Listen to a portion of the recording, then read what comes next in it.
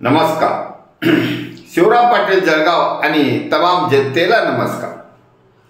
यासाठी की शिवराम पाटीलने एक लेख लिहिला आणि शेतकऱ्यांची कर्जमाफी करण्याचं वचन दिलं होतं. या सरकारने वचन दिलं होतं, परंतु ते सत्तेवर गेल्यावर त्यांनी ते विसरून गेले. त्यांनी एक मंत्री महाजन याची गाडी शेतकऱ्यांनी अडवली, त्याबद्दल एक सुंदर लेख लिहिला आणि तो व्हायरल केला आहे.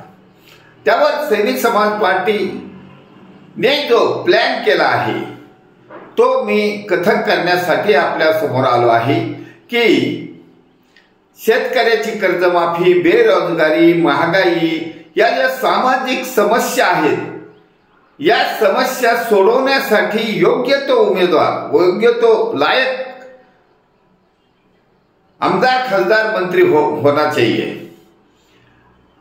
स्वच्छता अभियान, राजकारणातली घाण दूर करण्याचं स्वच्छता अभियान सुरू करणं गरजेचं आहे.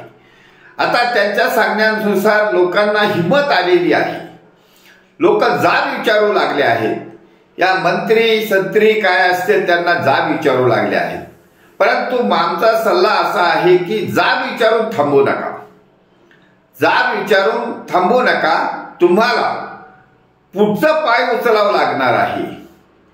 पुढचं पाय उचलायचं म्हणजे काय करायचं?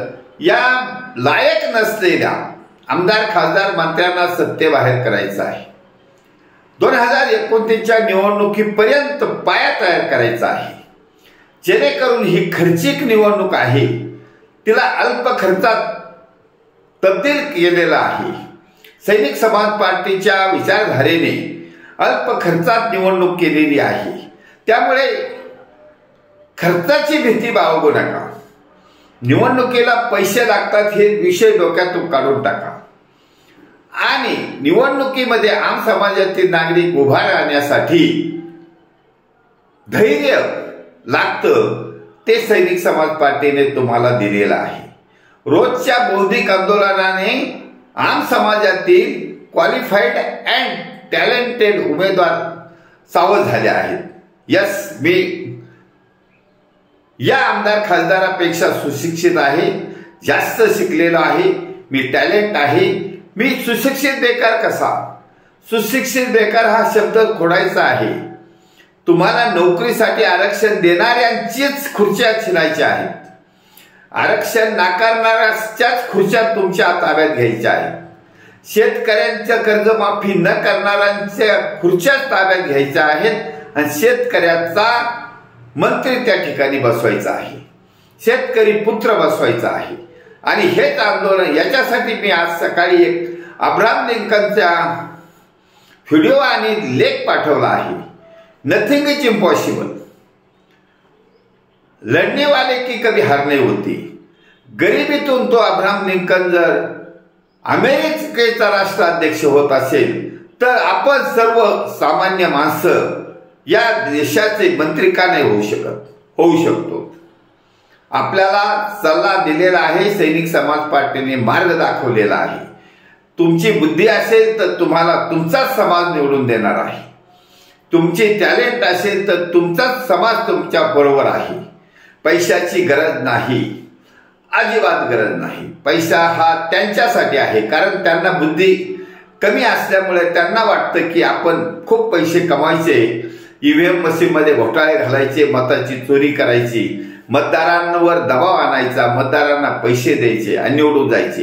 ही पद्धत जी आहे तिला बाजूला सारलेला आहे.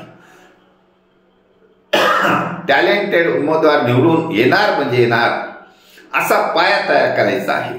आता या स्थानिक स्वराज्य संस्थेच्या निवडणुकीमध्येच पाया भक्कम करायचे ठरवलं आहे.